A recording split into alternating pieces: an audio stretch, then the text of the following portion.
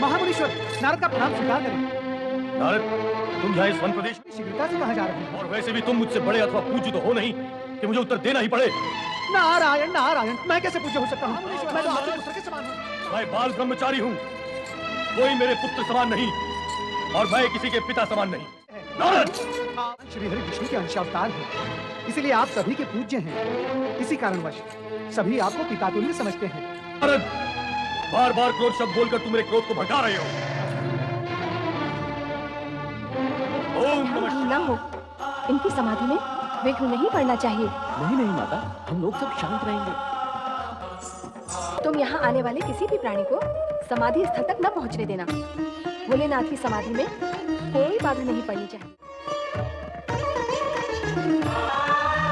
शंकर, बम बम भोले, हर हर महादेव। सावधान! मुझे अपने गुरु के पास जाने से रोकने वाला तू है। बताइए, आप कौन हैं और किस प्रयोजन से यहाँ को जानने की मैं आवश्यकता ही नहीं समझता। अब आपके लिए मुझे जान लेना आवश्यक है। मैं शिव पार्वती का प्रिय पुत्र गणेश हूँ। ना पशु, ऐसा सामान्य प्राणी शिव पार्वती का पुत्र हो ही नहीं। मैं भी हूँ और पशु स्वभाव से रहित पशु भी। परशुराम, और मैंने 21 बार इस धरती को क्षत्रियहीन किया, कदापि नहीं करता। मेरा जन्म नहीं हुआ होगा तब आपने किया होगा 21 बार पृथ्वी को क्षत्रिय विहीन।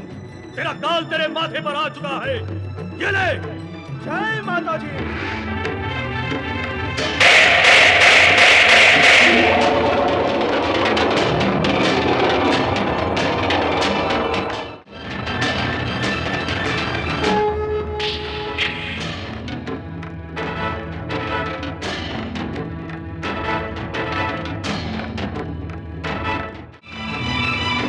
जय माता जी।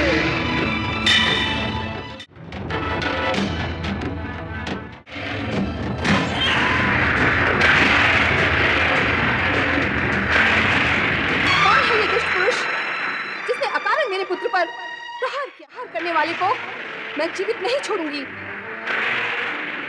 गुरु माता, मेरा अपराध क्षमा किया आपका पुत्र। तुम क्षमा की नहीं, दंड के योग्य हो। तुम्हें क्षमा कैसे करेगी वह माता जिसे तुम पुत्रहीन बना देना चाहते? ठहरो देवी पार्वती, जब तुम्हें ज्ञान है कि क्रोध में किया गया कर्म अपराध ही होता है। जो व्यवस्था मेरे लिए करेंगी वो नतमस्तक हो स्वीकार करूंगा। विद्याधारी इस सत्य को नहीं जानते कि आप श्री हरि विष्णु के अंश और हमारे पूज्य हैं। गणेश एक दंत होकर पूज्य होंगे, इन्हें एक दंत बनाने का कार्य विधि ने अप्रत्यक्ष रूप से युद्ध हुआ। अब ज्ञान होने पर सम्मान करो पुत्र, प्रणाम करो। प्रणाम मुनिवर। गणेश, ऐसा न कहिए, आप तो मेरे पूज्य हैं।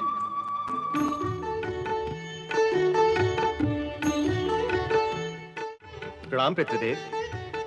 प्रणाम। मेरे अपशब्दों के लिए मुझे क्षमा करें। नहीं नहीं, क्षमा मांगकर मुझे पीड़ित ना करें। आप तो मेरी गुरु माता। इस शिष्य से दो अपराध हुए हैं। एक तो गणेश पर प्रहार किया और दूसरा गुरु माता को मुझसे क्षमा याचना करनी पड़ी। मुझे आज्ञा दे, मैं महेंद्र पर्वत पर जाकर इस दोष का प्रायश्चित करूंगा। इस घटना का सुखद अंत ऐसे ही होना था देवराज। मैंने आपसे पूर्व ही कहा था, ये सब शिव लीला का ही एक भाग है। किंतु देव गणेश जी के एक दंत रूप की पूजा का लक्ष्य पूर्ण होने के लिए भगवान भोलेनाथ ने महामुनीश्वर परशुराम के मन में अपने कि पिताश्री की इच्छा से ही ये सब कुछ हुआ है। वो तुम्हें एक दंत बनाकर अधिक पूज्य बनाना चाहते। नहीं होगा। जब तक आप नहीं चाहेंगे तब तक दोनों पुत्रों के विवाह की चर्चा केवल चर्चा ही रहेगी। प्रणाम देवी पार्वती। बुद्धि और सिद्धि मैं इनके दायित्व से मुक्त होना चाहता हूँ। निर्णय करने का अधिकार तो आपका है, पर मुझे ये दोनों कन्याएं अपनी पुत्रवधू ही लगती। पिता को प्रणाम। कल्याण भाव। तुम दोनों को पृथ्वी की परिक्रमा करनी चाहिए, और जो भी पृथ्वी की परिक्रमा करके पहले लौटेगा उसी का विवाह पहले होगा। गणेश, मैं तुम्हें मूषक वाहन प्रदान करूंगी ताकि तुम कार्तिकेय के साथ पृथ्वी परिक्रमा में भाग ले सको। बड़े भ्राता, शुभ मुहूर्त आ पहुंचा है। परिक्रमा का समय हो गया है। कार्तिकेय की जय, पार्वती की जय।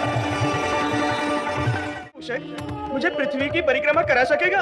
यदि आपके भाग्य में लिखा है तो संभव है ये आप कार्तिक के भैया से आगे निकल। राज, मुझे लेकर चल सकोगे परिक्रमा के लिए?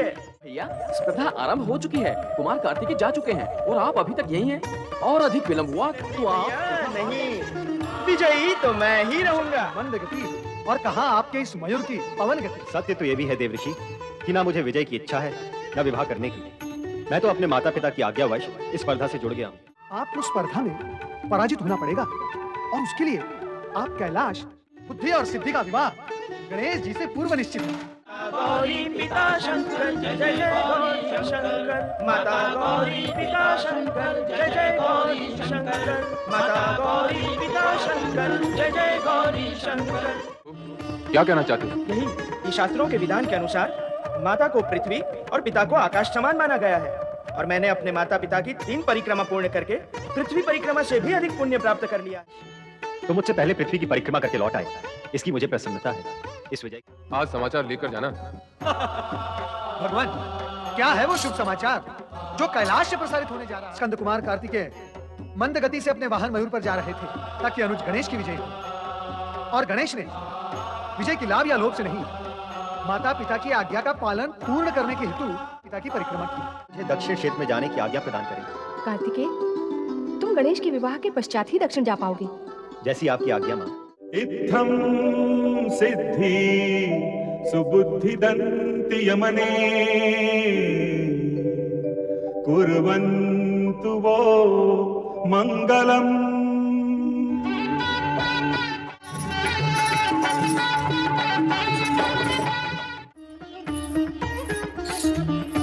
जय गौरी शंकर, जय गौरी शंकर।